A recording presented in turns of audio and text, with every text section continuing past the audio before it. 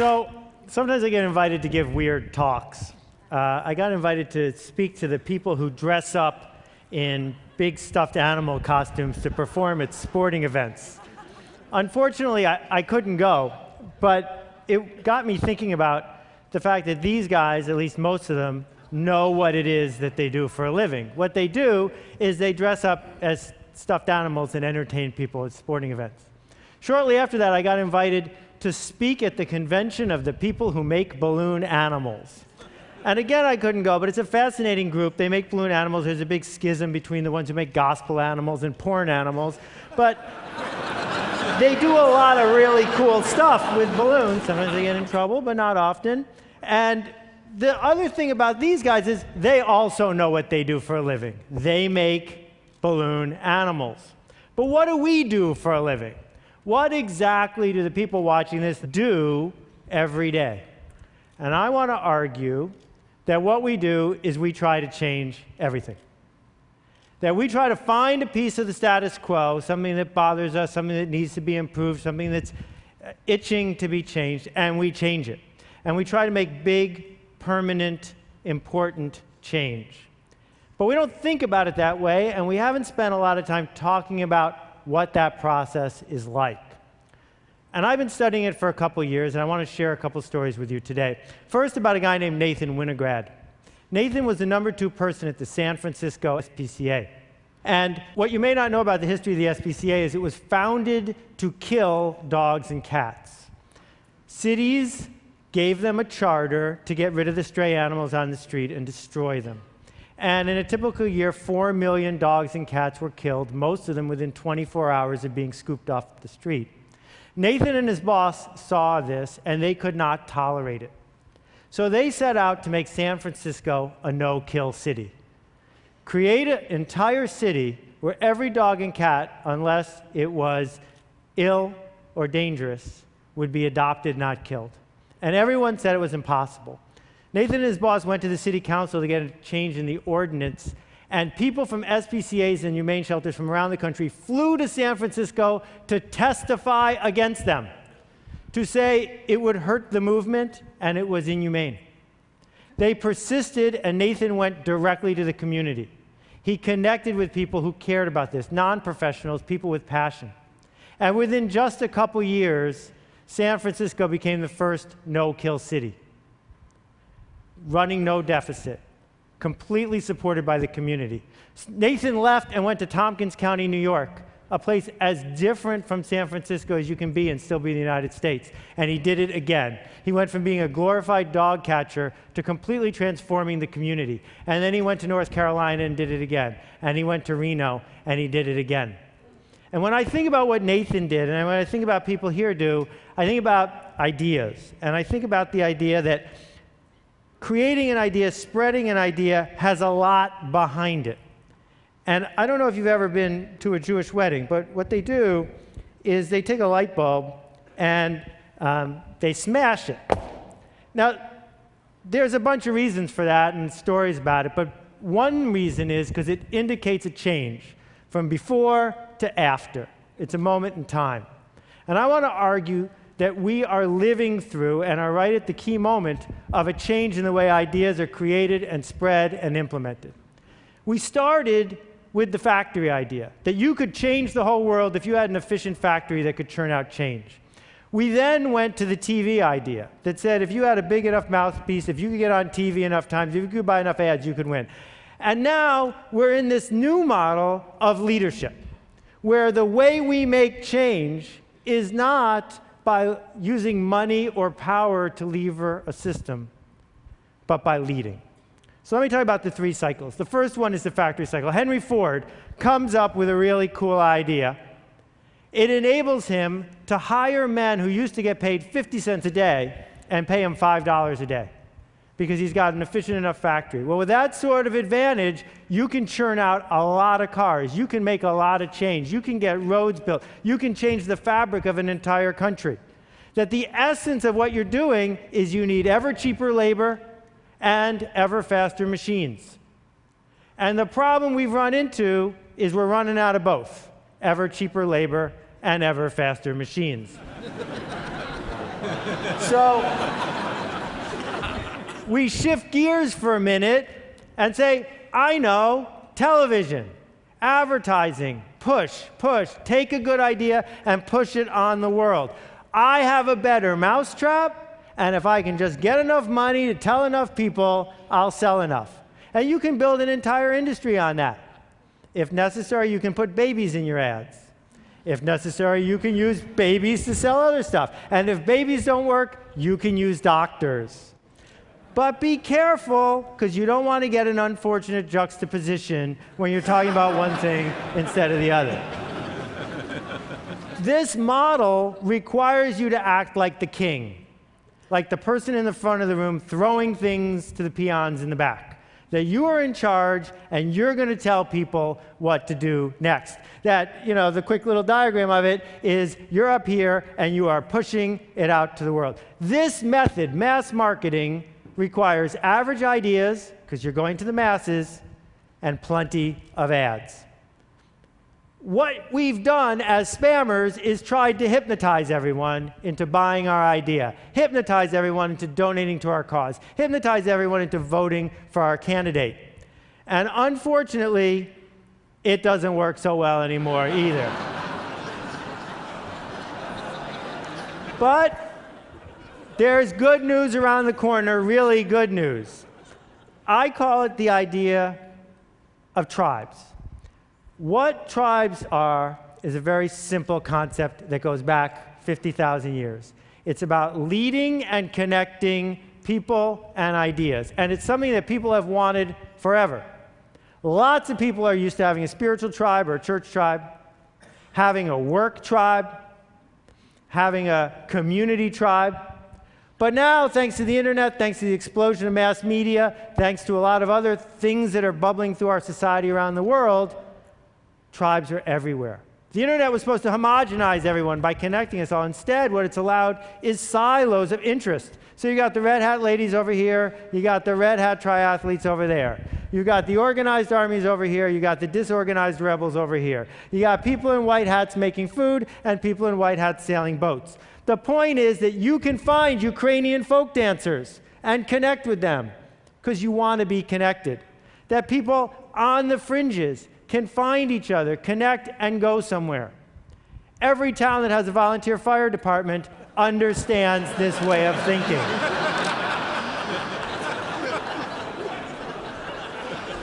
Now,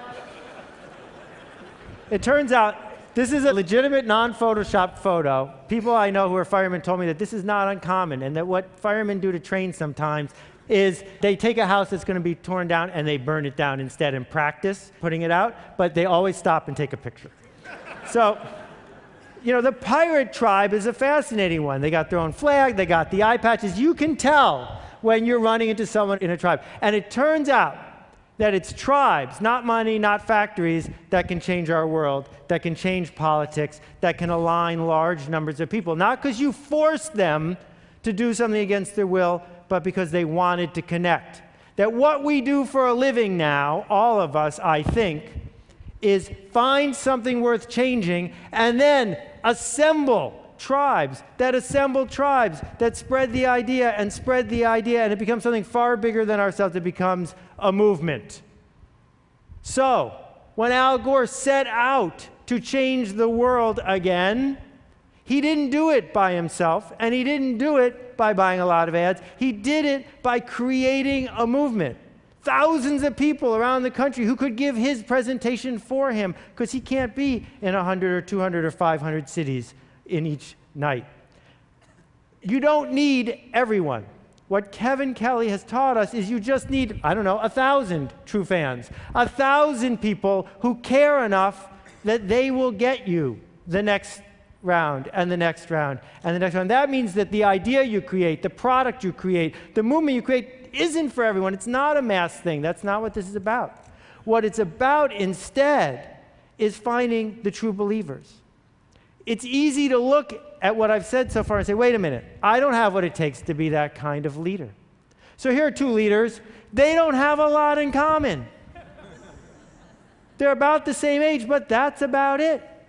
What they did, though, is each in their own way created a different way of navigating your way through technology.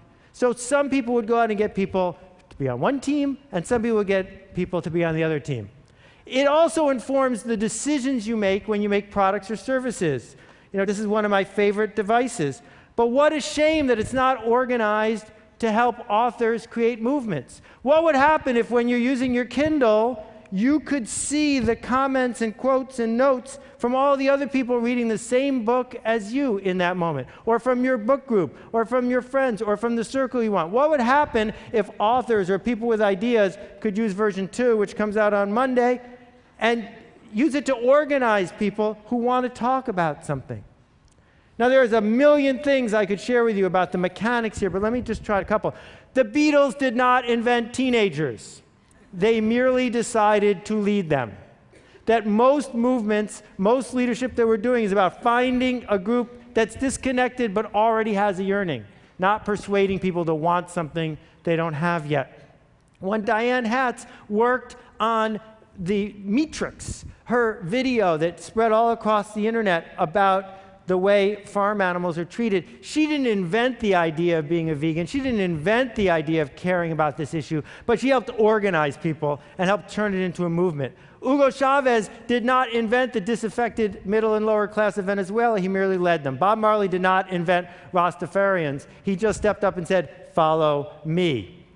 Derek Sivers invented CD Baby, which allowed independent musicians to have a place to sell their music without selling out to the man, to have a place to take the mission they already wanted to go to and connect with each other.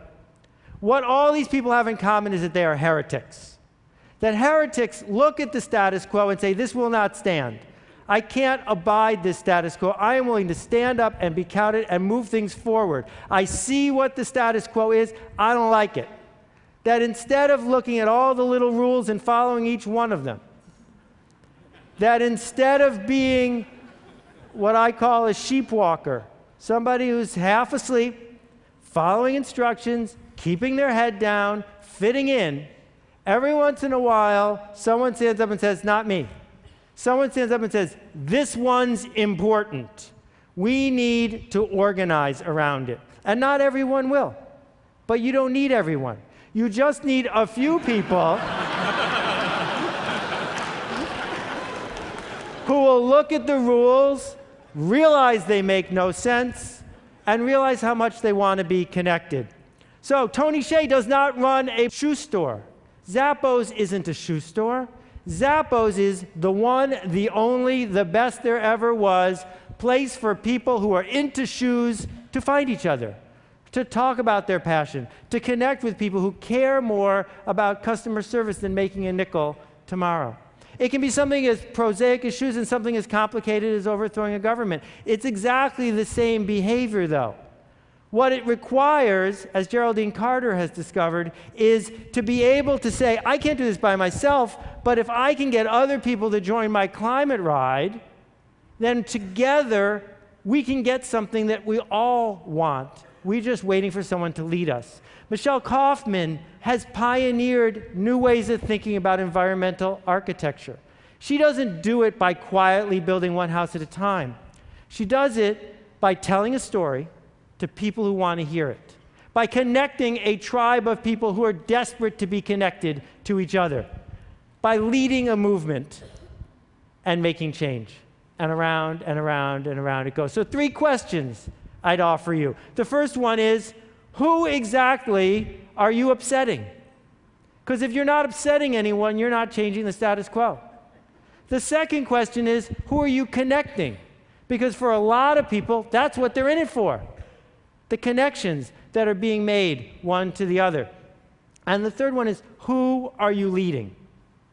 Because focusing on that part of it, not the mechanics of what you're building, but the who and the leading part is where change comes. So, Blake at Tom Shoes had a very simple idea. What would happen if every time someone bought a pair of these shoes, I gave exactly the same pair to someone who doesn't even own a pair of shoes?